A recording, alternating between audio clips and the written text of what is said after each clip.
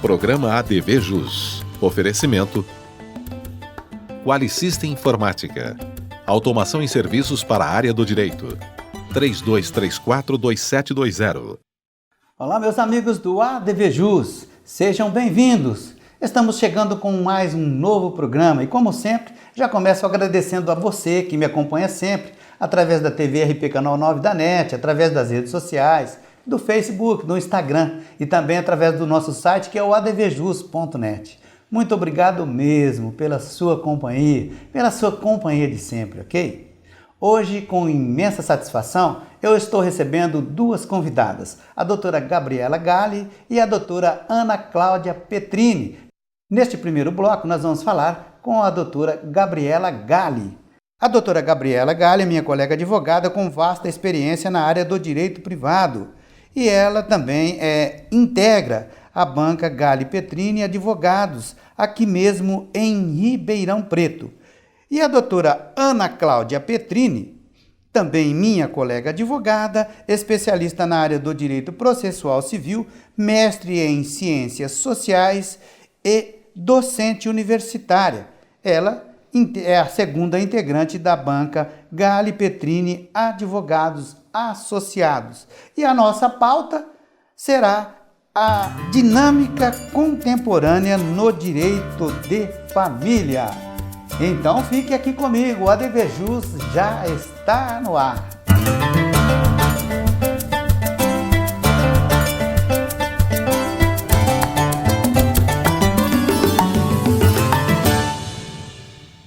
Doutora Gabriela, muito obrigado por ter aceito o nosso convite para participar aqui conosco do nosso ADV Jus TV. Eu que agradeço, Marco, é um prazer estar aqui para a gente poder falar um pouquinho sobre o direito de família. Legal. Olha, doutor, em casos, por exemplo, que a gente vê aí no direito de família, né? O processo de família ele requer sempre uma brevidade, né? Ele está sempre ali numa necessidade de que o deslinde ele seja breve. A senhora acredita, doutor, que agora com o advento aí do processo eletrônico isso aí facilitou um pouquinho, principalmente para a área do direito de família? Eu acredito que sim. A lei ela prevê alguns prazos e algumas medidas para que isso seja acelerado, né? A gente tem, por exemplo, agora o protesto, né, que é uma medida, por exemplo, na execução de alimentos, a possibilidade de se fazer o protesto, né? E claro que com o processo eletrônico isso fica mais dinâmico, né? Por a questão de carga, a questão de abertura de prazos. Eu acho que sim, eu acredito. Né? Ô, doutora, e no caso, quando dá aquela vontadinha assim para o advogado, né, uma coisa bem comum para a gente, de ir lá e conseguir aquele despacho e o processo eletrônico, como faz assim, doutora? Você tem que peticionar, né? Sim. E aguardar. Mas a coisa tem corrido mais rápido mesmo. Assim, o processo eletrônico ele tem essa possibilidade. Agora, dá para dizer, né, doutora, que atualmente a maioria aí dos magistrados, né, eles já são sensíveis pelas essas causas que envolvem o direito de família, né? Porque o direito é muito dinâmico, né? E junto com essa dinâmica, corre muito mais ainda aquela necessidade da parte. Você acha que o pessoal, principalmente dos julgamentos, eles estão sensíveis nesse viés? Eu acredito que sim. É difícil a gente criticar, né? O Poder Judiciário. Tudo que envolve família necessita, principalmente essas ações de alienação parental, essas ações mais graves, né? Que envolvem o poder familiar. É necessário, os juízes se valem de uma equipe multidisciplinar que realizam perícias, análises, né, comportamental dessa criança, que envolve, né? Então, eu acredito que sim, existe uma preocupação de se valer de outros profissionais para que tenha uma decisão adequada à situação. Estamos em evolução, né, doutora? Estamos em evolução. É isso mesmo. Agora, vamos falar um pouquinho aqui. Casos de alienação parental, eles são raros, doutora? Ou isso acontece mais do que se pensa, né? E quais são as sanções que podem ser impostas a quem comete esse tipo de... A alienação parental, infelizmente, ela é muito comum. Principalmente naquele aspecto de fazer uma interferência na cabecinha da criança, né? Os relacionamentos, eles terminam normalmente, a grande maioria das vezes, com uma carga de mágoa, né? Verdade. E acaba um dos cônjuges, pai ou mãe, acaba usando essa criança como instrumento de vingança. Certo. Infelizmente, né? A alienação parental, ela é um ato de interferência na formação psicológica da criança que vai causar um dano no vínculo que ela tenha com o genitor, né? Então, toda vez que tiver um prejuízo, né, nessa relação que deveria, em princípio, ser uma relação de amor, a gente tem uma alienação parental. Então, você falar mal, né, do pai ou da mãe no exercício da maternidade ou da paternidade, né, você promover um afastamento da criança, você dificultar o acesso ao convívio familiar, tudo isso é alienação parental.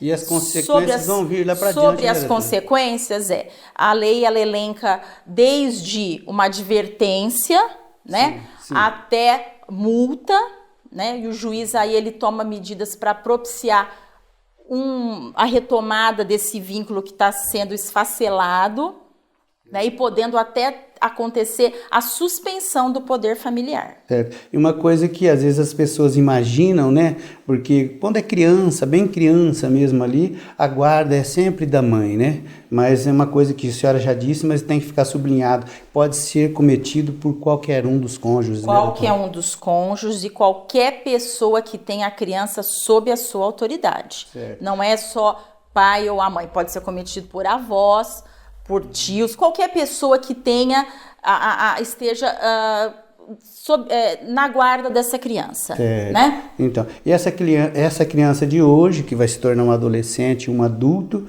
certamente que sofreu esse tipo de ocorrência na vida, isso aí vai se tornar, com toda certeza, vai trazer sérios danos lá para frente, né, doutora? Sim, sem dúvida nenhuma. O filho, ele tem que ser preservado nessa relação, né? O poder familiar é justamente o direito da boa convivência da criança com os pais. É direito da criança ter uma convivência saudável. Doutora, né? Inclusive era isso que eu queria te falar agora na sequência, para que ficasse bem um link bem legal, é justamente uma reflexão a respeito do poder familiar.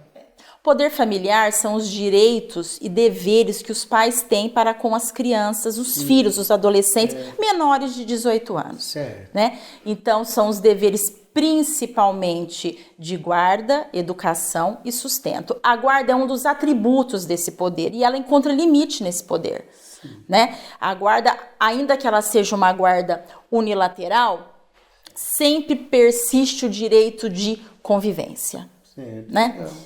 Então, é muito importante que as pessoas saibam que a guarda, ela hoje em dia é uma guarda compartilhada, né? É assim que o judiciário se posiciona, salvo se houver algum problema a respeito do exercício do poder familiar por um dos genitores, ou se algum deles abrir mão disso. Certo. Com certeza nós ainda vamos falar de guarda compartilhada aqui para frente, mas agora, nesse instante, doutor, eu queria que você falasse um pouquinho como que pode, né, assim, um exemplo prático, ou quando pode ocorrer a suspensão ou perda, né, da guarda, doutora.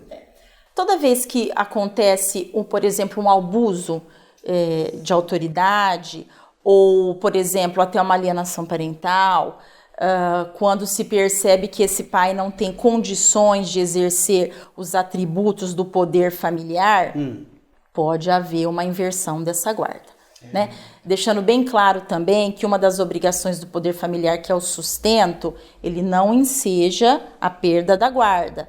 O fato do pai ou a mãe não estar em condições financeiras não é motivo para você tirar a guarda, por isso que a gente tem a possibilidade de pedido de alimentos, né? Então é muito importante isso. Tá certo. Doutora, agora eu acabei de falar aqui que a gente ia falar um pouquinho de guarda compartilhada e está aqui pontuado, doutora, inclusive essa questão chegou para mim por internet, viu? O pessoal soube que a senhora estaria aqui, né? Guarda compartilhada, ela é inovadora, né? Mas pode ser que com determinados tipos de casais ela pode não dar totalmente certo, doutora.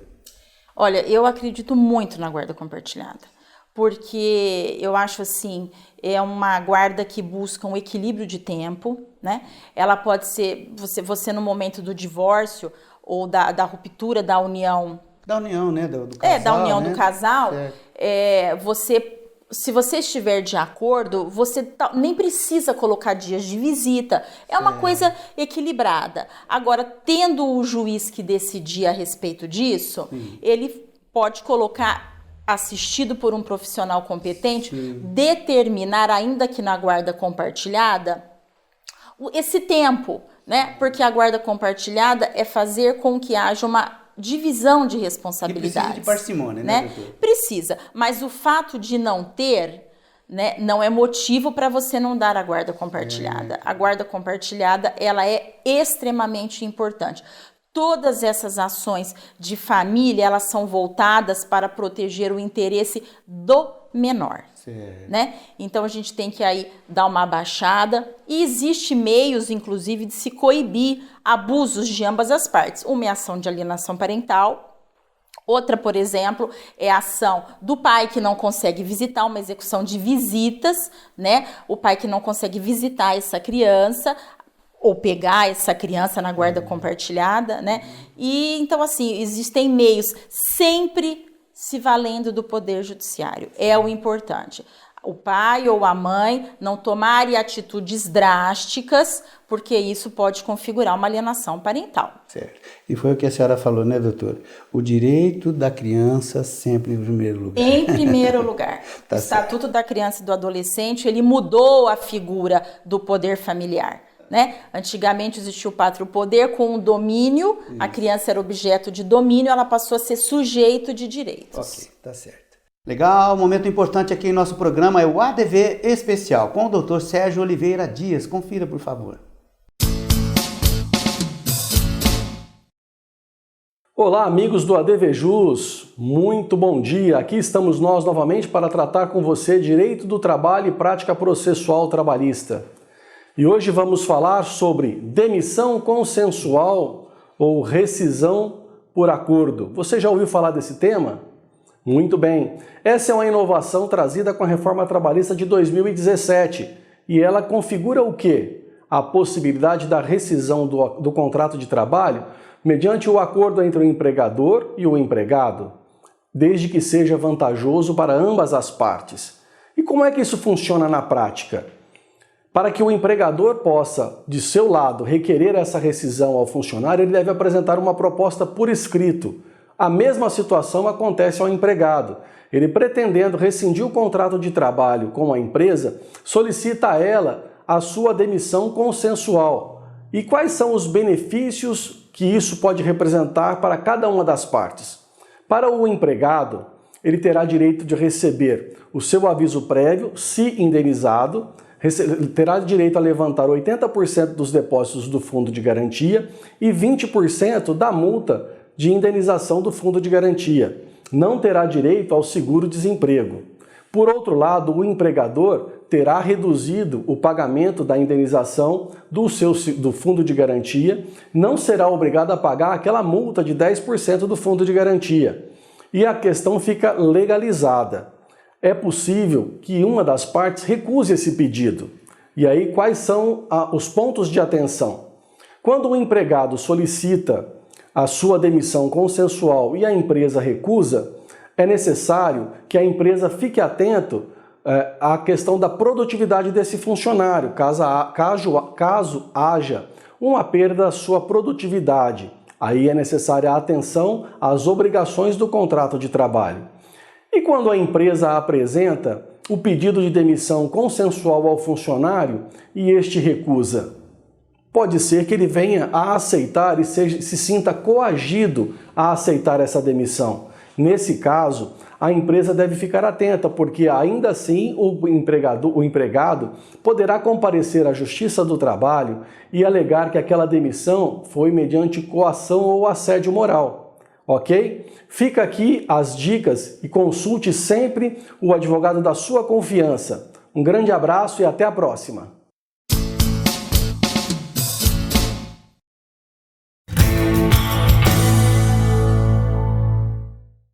A estante jurídica do ADVJus TV de hoje destaca a seguinte obra: Introdução ao Direito Civil.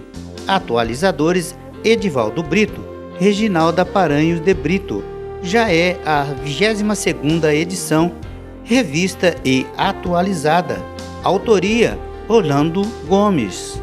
Editora Genforense. É mais uma obra para retirar da estante e conferi-la. Legal, meus amigos, nesse primeiro bloco eu tive a honra, a satisfação de falar com a doutora Gabriela Galho. Nós estamos falando de direito de família e vamos continuar no programa. Doutora Gabriela, muito obrigado a sua participação conosco aqui no programa. Eu que agradeço, foi um prazer. Tá certo. Legal, voltamos já, intervalinho aqui, ó, rapidinho, aguarde, por favor. Qualisystem Informática. Oferecemos o melhor para você em serviços de tecnologia. Apresentamos o Legali Web, perfeito para qualquer tipo de advocacia. Também o Quali Saúde, controle total em gestão de planos de saúde. E disponibilizamos sistemas e integração, suporte técnico e muito mais. Qualisystem Informática, 20 anos de experiência. Consulte-nos. Arcângelo Imóveis, venda, locação e administração. Compromisso e confiança. Arcângelo Imóveis.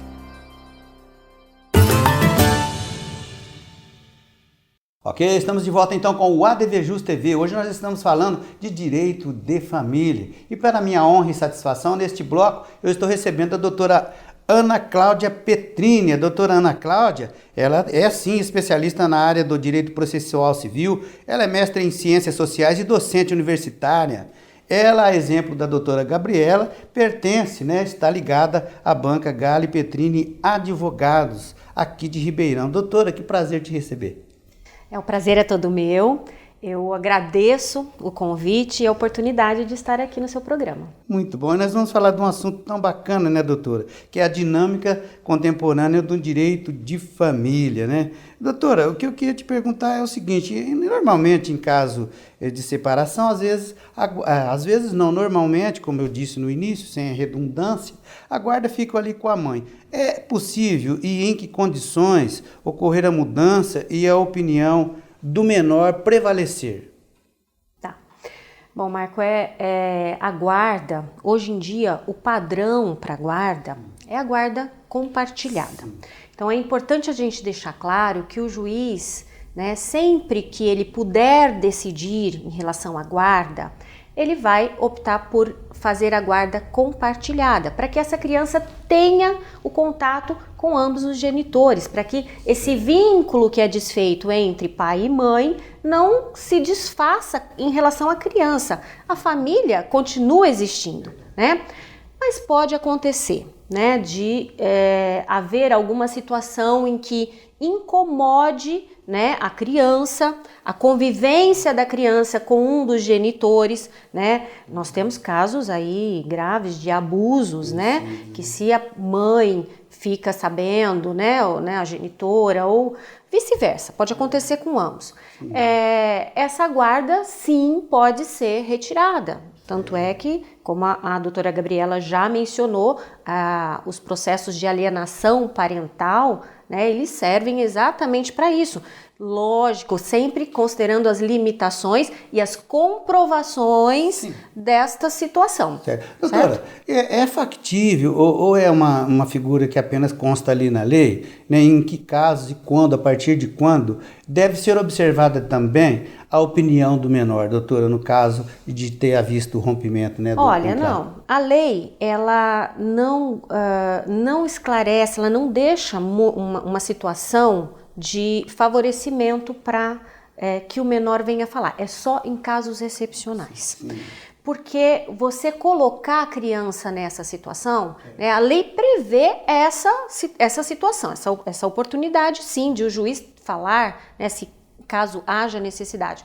O problema é que, na maioria das vezes, a gente levando para esse lado social do processo, a finalidade social do processo de família, o juiz procura evitar. trazer a criança para aquela situação. Por quê? Porque ele sente que ele está fazendo alguma coisa contra um ou contra o outro genitor.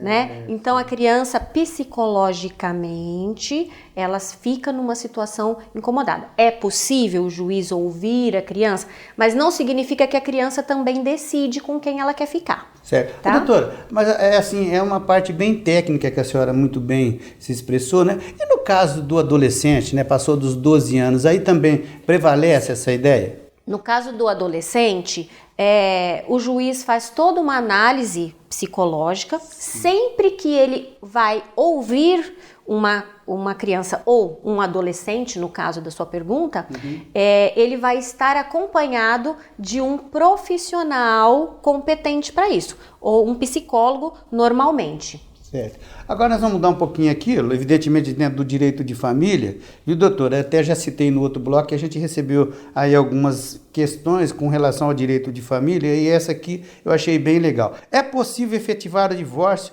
sem a partilha de bens, transformando num condomínio, doutora? Sim, é possível se fazer o divórcio e deixando essa partilha de bens para ser feita posteriormente, se manter um condomínio entre as partes. Se não houver problema nenhum, né? As partes, o divórcio é um processo que depende muito de como acontece, né? A questão dos indivíduos que estão envolvidos. Então, se eles estiverem se divorciando em uma situação que não haja problemas, né? É consensual, há uma consensualidade entre eles, ele pode ser feito sem problema nenhum, tanto por escritura como por meio de uma ação judicial. Entretanto, eles ficam em condomínio em relação aos bens. Certo. E vão dividir posteriormente, né? E evidentemente vai ter a incidência do imposto lá para frente. Ah, sim, né? Com certeza. Se a intenção de não dividir de início é para não pagar o imposto vai ter que ser pago mais para frente de qualquer forma. Sem dúvida, é isso mesmo. Doutora, agora em caso de divórcio consensual, a senhora vê vantagem de efetivá-lo perante o cartório? Acho que sim, né, doutora? É vantajoso, principalmente quando não se tem menores, né, envolvidos, é o caso específico. Então, é preferível, é muito mais rápido, você vai, faz uma escritura, né, por meio de uma escritura pública, já sentam as partes lá, já dizem o que querem que seja feito, como vai ser essa partilha de bens e fica tudo resolvido. É muito mais rápido. Mais rápido, né? Hoje a justiça, ela é em relação ao cartório, né? Ela é jurássica, né? Sim. E o cartório ali, a brevidade, acho que prevalece sempre. E usar o poder, a máquina do poder judiciário, e muitas vezes a gente vê que assim não tem necessidade. Indo para o cartório em situações que são consensuais, é preferível se fazer no cartório, sim. É verdade, eu também concordo plenamente. Doutora, agora, evidentemente que as pessoas, a gente imagina que todo mundo, nós que somos aí da advocacia, que o pessoal está antenado com as possibilidades, né, as implicações que envolvem um processo judicial, principalmente no caso de casais, né, do direito de família, evidentemente, que é o que nós estamos falando aqui. Mas quando casais aí, foi desencadeado um litígio e às vezes uma das partes ela não quer fazer o divórcio, que é o usual hoje, e para tanto, ele se refere a um apego, por exemplo, religioso. Eu quero me separar, mas eu não quero fazer um divórcio. Tem jeito? Sim. Existe a possibilidade, né? Muitas pessoas entendem e acham que porque a lei foi alterada, né? Passando a dizer que agora você faz o divórcio diretamente. Antes a gente fazia também, mas agora a lei fala do divórcio. É para se pensar que a separação, o instituto da separação não existe mais. E não é verdade. O Instituto da Separação está lá, não foi expressamente revogado. Então, em algumas questões em que as partes têm essa situação de mais apego à religiosidade, principalmente, que é um dos pontos assim que mais trazem esse incômodo, né, para a separação e tal, é possível então que haja a separação e não o divórcio, né? Então eles se separam, é como se fosse a separação de corpos. Sim. Passam a conviver, né? Aliás, conviver não, a viver separadamente, mas sem fazer o divórcio efetivamente. Não rompeu todos os laços Não definitivamente. rompe todos os laços definitivamente não. Tá certo. Doutora, agora uma questão bastante sui generis, né? Bastante legal, eu também me preocupo com isso aqui, é com relação à guarda de animais, né? A sua regulamentação de visitas, isso está sendo decidido na justiça e, aliás, assim, com um caráter social, um caráter humanitário bastante significativo. Hoje o animal, ele parte. sujeito de direitos, ele Sim. tem direitos, né? Então ele não é considerado uma pessoa, mas ele sim tem direitos perante a lei e passa a ser dentro da instituição família um ente que deve ser respeitado, sim, né? E a gente vê, inclusive, muitos casais hoje em dia, quando se separam, brigando pela guarda do animalzinho. O animal, ele é uma pessoa diferente, doutor. É uma pessoa diferente. Eu falo de conceituações, né? Certo, é isso mesmo. Agora, tem uma coisa que às vezes as pessoas ficam em dúvida. No caso de ter já efetuado, né, a separação ou o divórcio, evidentemente, que tem um menor que ficou ali com a guarda da mãe, a indagação é a seguinte: posso mudar de cidade sem um consentimento prévio, doutora?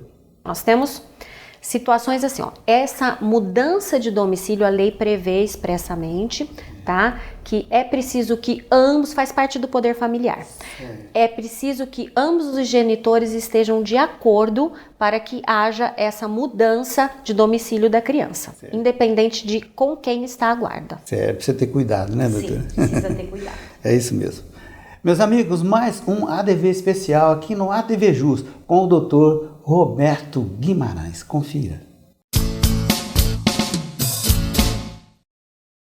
Olá pessoal, em nossa participação sobre direito urbanístico, nesta edição do ADV especial, falarei rapidamente sobre as espécies do parcelamento do solo, que como gênero nada mais é do que você transformar uma gleba bruta em novas unidades imobiliárias no núcleo urbano, de expansão urbana ou nas zonas especiais destinadas a uso residencial. Bom, eu inicio falando de que as espécies estão divididas em dois grupos bem definidos. O primeiro, derivado da 6766 de 79, que é a lei do parcelamento do solo, onde se insere o loteamento e o desmembramento. A diferença entre um e outro está, respectivamente, na criação ou no aproveitamento do sistema viário público. O segundo, por sua vez, é derivado da Lei Federal 4.591 de 64, onde eu incluo, por sua vez, o condomínio edilício, que é o especial de propriedades sobrepostas, o condomínio de casas térreas e assobradadas, de lotes e o condomínio simples. No primeiro grupo, temos a propriedade singular. No segundo, nós temos a propriedade que nós chamamos de natureza real dúplice, porque conjuga a propriedade exclusiva e a propriedade comum. São as coisas comuns de um condomínio. Das modalidades, a que mais evoluiu foi a segunda, ou seja, a do condomínio, cuja execução dava-se até bem pouco tempo unicamente através do condomínio edilício de casas térreas e assobradadas. Recentemente foi introduzido o condomínio de lotes. Para encerrar, faço uma importante observação. Não se confundem em hipótese alguma o loteamento fechado ou residencial fechado do condomínio de lotes ou o condomínio de casas de térreas e assobradadas. A crucial diferença é a perpetuidade do fechamento, presente no condomínio e precário no loteamento. Em caso de dúvidas, procure sempre seu advogado de confiança. Obrigado e até o próximo ADV especial. Ok, muito obrigado, doutor. Meus amigos, nós chegamos agora num momento do programa em que eu costumo dizer a seguinte frase: gosto muito. É o momento divino. Veja aí.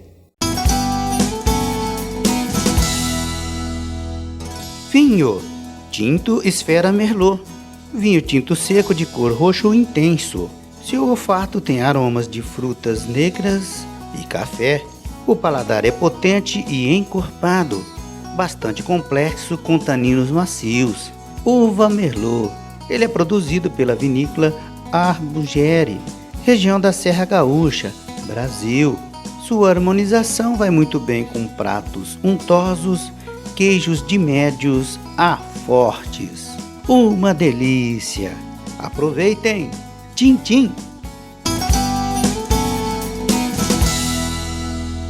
Legal. Eu hoje falei aqui com minhas duas colegas, primeiramente a doutora Gabriela Galli, e nesse instante eu quero agradecer também a doutora Ana Petrini. Nós falamos de direito de família, fiquei muito honrado com a sua presença. Muito obrigada, adorei estar presente aqui no programa também. Tá certo, ok.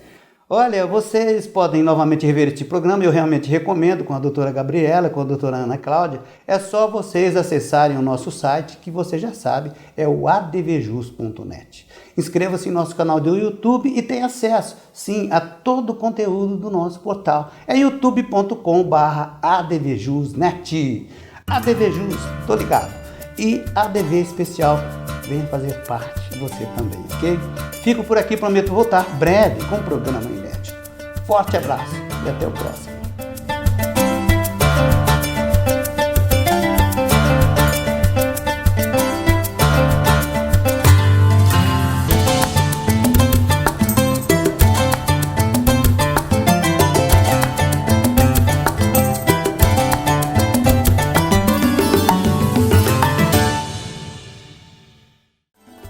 Programa ADVJus. Oferecimento Qualisystem Informática.